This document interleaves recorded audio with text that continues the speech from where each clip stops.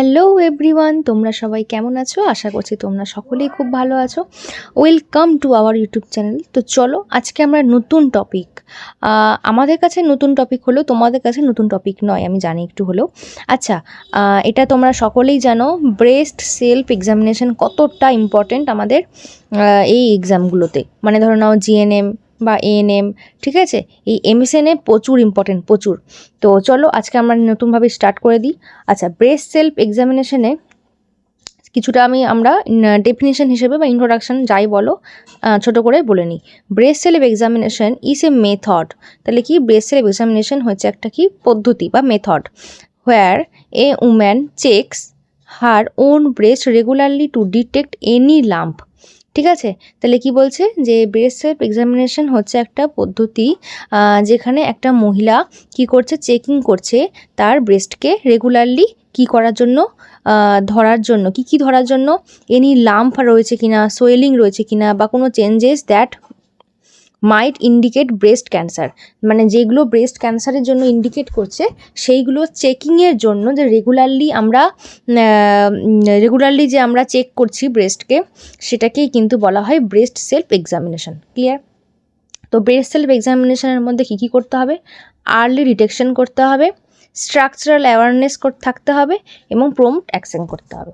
তাহলে কি, প্রথমে আমরা ডিটেক্ট করব, কি ডিটেক্ট করছি, তাহলে কি দেখো, the primary goal is the early identification of breast cancer. তাহলে কি, সব থেকে বলছি দ্য প্রাইমারি গোল, মানে এই ডিটেক্ট যদি আমরা নাই করতে পারি, সেক্ষেত্রে আমরা ব্রেস্ট ক্যান্সার যে হয়েছে সেটা আমরা বুঝবো কী করে, তাই না? তো আর্লি ডিটেক্ট করতেই হবে আমাদের, যেটা ফার্স্ট গোলের মধ্যে পড়ে। দেন আমরা কি করব, স্ট্রাকচারাল অ্যাওয়ারনেস, কতটা বড় রয়েছে, স্ট্রাকচারটা কীরকমভাবে রয়েছে, রেডনেস বা মানে কীভাবে স্ট্রাকচারটা রয়েছে সেইটা আমাকে জানতে হবে। দেখো এখানে কী লিখেছে, increases familiarity with normal breast structure making anomalies stand out. তাহলে কোনো যদি নর্মালিটির বাইরে যদি চলে যায়, মানে অ্যানোমালি রয়েছে, হ্যাঁ অ্যাবনর্মালিটি রয়েছে সেই স্ট্রাকচারের, সেক্ষেত্রে কিন্তু আমাদেরকে অ্যাওয়ারনেস থাকতে হবে। এবার দেখো প্রম্পট অ্যাকশন, আমরা দেখে নিলাম, ডিটেক্ট করে নিলাম এবং অ্যাওয়ারনেসও হয়ে গেলাম যে হ্যাঁ এরকম স্ট্রাকচারগুলো চেঞ্জ হয়ে যাবে। তাহলে সেক্ষেত্রে কী করতে হবে, encourages immediate medical attention if changes were found. তাহলে কি বলছে যে এনকারেজ করতে হবে ইমিডিয়েট, মানে ইমিডিয়েট মেডিকেল অ্যাটেনশন থাকতে হবে, কেন, যদি কোনো চেঞ্জেস হয়ে থাকে। তো চলো ডিটেলসে আমরা পড়ে নিই। ফেজ 1, তাহলে কি বলছে দেখো, ফেজ 1-এর মধ্যে দেখো ভিজুয়াল ইন্সপেকশন। তাহলে প্রথমে আমরা চোখে দেখব, প্রথমে আমরা কোনো কিছু হাতে নেড়ে কিছু বুঝবো না, ফার্স্টে আমরা কি করব, ভিজুয়ালি ইন্সপেকশন করব, মানে প্রথমে চোখে দেখব। দেখো স্টেপ 1-এ কী বলছে, দ্য মিরর চেক। একটা মিররের সামনে গিয়ে আমরা চেক করব। কিভাবে চেক করব, stand in front of a mirror with your shoulder straight and your arms on your hip. তাহলে কি বলছে এখানে, যে একটা আয়নার সামনে তুমি দাঁড়াবে, কিভাবে দাঁড়াবে, যে তোমার হচ্ছে স্ট্রেট করে রাখতে হবে, শোল্ডারটাকে পুরো স্ট্রেট করে থাকতে হবে, এবং দুটো হাতকে কোমরের উপরে দিয়ে সোজাভাবে আয়নার সামনে দাঁড়াতে হবে, যেভাবে এই মহিলাটি রয়েছে। ক্লিয়ার? দেন দেখো the position engage the pectoral muscles provide a clear canvas to check আর changes his size, shape and symmetry. তাহলে কি, দুটো ব্রেস্টেরই সাইজ দেখতে হবে, মানে ছোট বড় রয়েছে কিনা, বা শেপ কোনো প্রবলেম রয়েছে কিনা, এবং দুটোই সমানভাবে আছে কিনা সেটাও আমাদেরকে দেখে নিতে হবে। তাহলে ফার্স্ট স্টেপে কি পড়লো, মিরর চেক। দেন দেখো ভিজুয়াল রেড ফ্ল্যাগস। এবারে আমরা যে চেকিং করব, কিভাবে চেক করব বললাম, যে স্ট্রাকচার, সাইজ এবং কি যে সিমেট্রিকার, এগুলো যদি কোনো চেঞ্জেস হয় সেক্ষেত্রেই তখন প্রবলেম হবে। তো এবার কী দেখো, স্ট্রাকচারের কী চেঞ্জেস দেখো, টেক্সচার চেঞ্জ যদি হয়ে যায়, dimpling or puckering of the skin. ঠিক আছে, মানে কি ডাম্পিং, তোমার হচ্ছে কি ফুলে যাবে জিনিসটা। নিপিল স্ট্রাকচারের মধ্যে দেখো ইনভার্টেড নিপিল, মানে নিপিলের যেটা রয়েছে, নিপিলটা আপনার ভিতরে ঢুকে যাচ্ছে, ইনভার্টেড, বাইরে বেরিয়ে নেই, ভিতরে হয়ে আছে, সেক্ষেত্রে কিন্তু প্রবলেম হয়ে যায়। আচ্ছা দেখো সারফেস ইরিটেশন দেখো, মানে সারফেসটা মানে লাল লাল হয়ে থাকবে, এই দেখো লেখাই আছে রেডনেস, র্যাশ এবং সোয়েলিং, মানে ফুলে থাকবে এবং লাল লাল হয়ে থাকবে। এরপর দেখো ফেজ 1-এর মধ্যে দেখো ভিজুয়াল ইন্সপেকশন ডাইনামিক। এবারে আমরা কি করব, যে ডাইনামিকভাবে চেক করবো। এর আগে আমরা কি করলাম, মিরর চেকিং করলাম, এবারে ডাইনামিক চেক করবো। ডাইনামিক মানে ওটা স্টেপ 1 ছিল মিরর চেকিং, স্টেপ 2 হচ্ছে দেখো দ্য রেঞ্জ অফ মোশন। এবারে আমরা রেঞ্জ অফ মোশন ভাবে চেকিং করব, মানে চোখে দেখেই চেক করব। Raise both arm above your head, তাহলে কি মাথার উপরে দুটো হাতকে রেখে look for the same changes, ঠিক আছে, look for the same changes identified in the static pose swelling dimpling and inversion.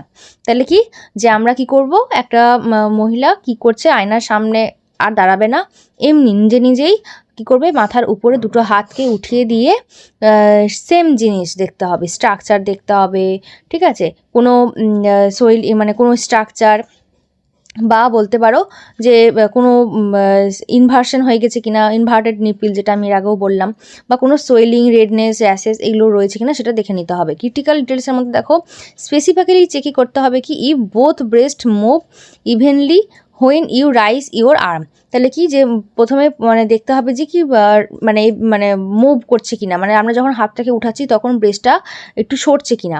Asymmetry in movement can be কি ইন্ডিকেটার। দেখো এবার অসমান যদি থাকে সেক্ষেত্রে কিন্তু ইন্ডিকেটার্স রয়েছে।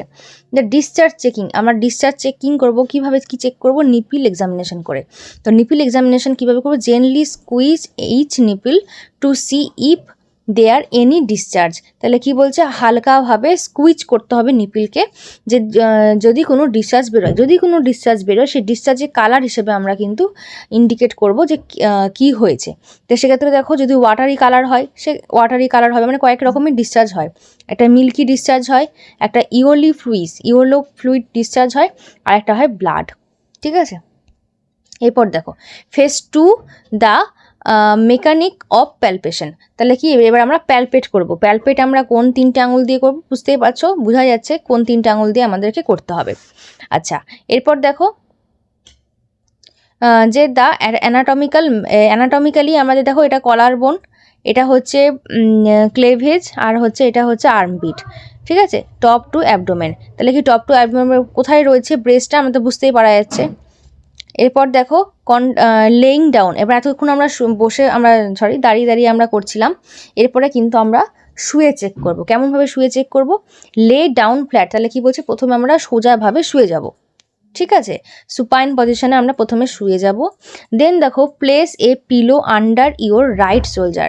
আচ্ছা, তারপরে আমরা কি করব, যে একটা বালিশকে আমরা কি করব রাইট সাইডে শোল্ডারে রেখে দেবো।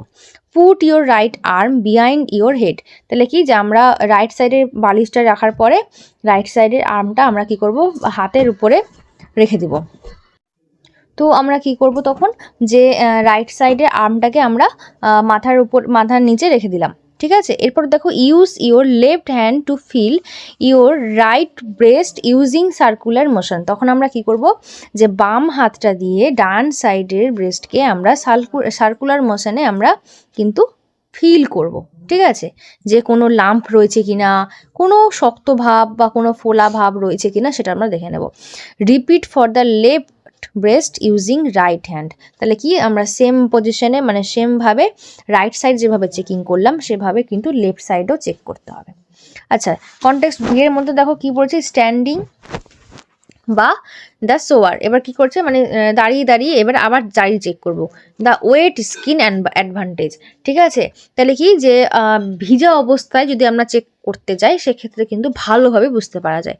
দেখো feel your breast while standing, তাহলে কি আমরা যখন দাঁড়িয়ে থাকবো তখন ভালো বুঝতে পারা যায়। Use the same circular motion pattern and pressure described in previous step, যেভাবে আমরা বললাম এর আগের স্টেপগুলোতে কিভাবে করতে হয় সেমভাবে আমরা ভেজা অবস্থায়ও কিন্তু করতে পারি। Many women find it easier when the skin is wet and slippery, তাহলে কি যে বেশিরভাগ মহিলাই কি করে, যে যখন ভিজা অবস্থায় থাকে সেই অবস্থায় বেশি ভালো বুঝতে পারে।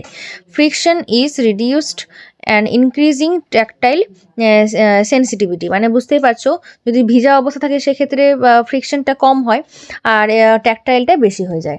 আচ্ছা, এই হ্যাবিট অফ প্রিভেনশন, তাহলে কি এটা আমাদেরকে কি করে প্রিভেন্ট করে, যে মানে আমাদের যে ব্রেস্ট ক্যান্সার হতে কিন্তু প্রিভেন্ট করে কি, BSE breast self examination. consistent BSE facilitates early diagnosis and treatment of breast tissue. তাহলে কি বলছে এখানে, consistent BSc facilities, early diagnosis মানে ফার্স্টে আমরা ডায়াগনোসিস করব এবং সেটা ট্রিটমেন্ট, সেটা কি করছে, ব্রেস্ট টিস্যু। ঠিক আছে, এবার দেখো টেক চার্জ ইওর হেলথ। তো আজকে আমরা এতটাই থাকলো যে তাহলে ফার্স্ট অফ কি হচ্ছে, ব্রেস্ট সেলফ এক্সামিনেশন কি, ঠিক আছে, ব্রেস্টে এবং তার মধ্যে মেন 3টে টপিক, আমরা মেন 3টে পয়েন্ট অ্যাকচুয়ালি মনে রাখতে হবে, সেটা হলো আর্লি ডিটেকশন, স্ট্রাকচারাল অ্যাওয়ারনেস এবং প্রম্পট অ্যাকশন। ঠিক আছে, তাহলে স্টেপ 1-এর মধ্যে কি থাকছে, মিরর চেকিং করব।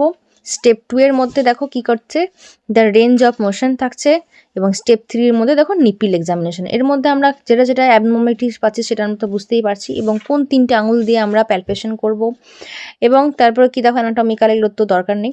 আচ্ছা, এরপরে দেখো দ্য ওয়েট স্কিন অ্যাডভান্টেজ, মানে স্ট্যান্ডিং এর মধ্যে ওয়েট স্কিনটাও কিন্তু অ্যাডভান্টেজ রয়েছে। তো চলো আজকে এতটাই থাকলো, এরপর নতুন টপিক নিয়ে আলোচনা করবো।